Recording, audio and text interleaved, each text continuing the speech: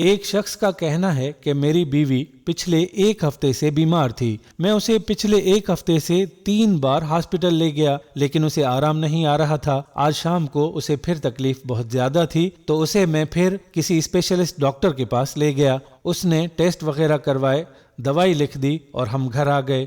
اس کے بعد بیوی کو گھر چھوڑا اور بچوں کو ٹیوشن لینے چلا گیا۔ واپسی پر ایک بیکری پر رکا اور بچوں کے لیے بریڈ وغیرہ لی۔ جیسے ہی بیکری سے نکلا تو ایک بوڑھی عورت نے پیچھے سے آواز دی کہ بیٹا ایک ڈبل روٹی مجھے بھی تو لے دو۔ میں نے اگنور کر دیا اور باہر نکل آیا کیونکہ آج کل میرے حالات بہت خراب تھے اور مہینے کی آخری تاریخ بھی تھی اور ڈاکٹر اور دوائیوں پر بھی کافی خرچہ ہو چکا تھا۔ میں اپنی بائک اسٹارٹ کرنے ہی والا تھا کہ کچھ دیر رکا اور سوچنے لگا کہ ہو سکتا ہے کہ یہ بھی کسی بیمار کے لیے شیر مال لیتی ہو۔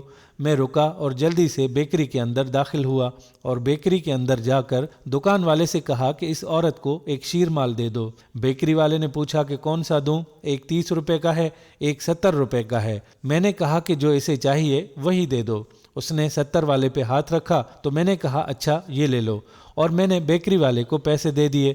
اس کے بعد میں بیکری سے باہر نکل آیا۔ اس عورت نے مجھے جو دعائیں دیں آپ یقین نہیں کر سکتے کہ وہ دعائیں ان 70 روپوں سے کہیں زیادہ تھیں۔ میں نے بائک اسٹارٹ کی اور بچوں کو لے کر گھر واپس آ گیا اور اللہ کا شکر ادا کیا کہ آج میں نے کسی کی مدد کی اور نیک کام کیا اور میرا دل بہت مطمئن تھا۔ رات کو بچوں کو کہا کہ جلدی سو جاؤ اور بیوی سے کہا کہ تم بھی دوائی کھا کر سو جاؤ کیونکہ صبح بچوں کو بھی تو جگانا ہوتا ہے۔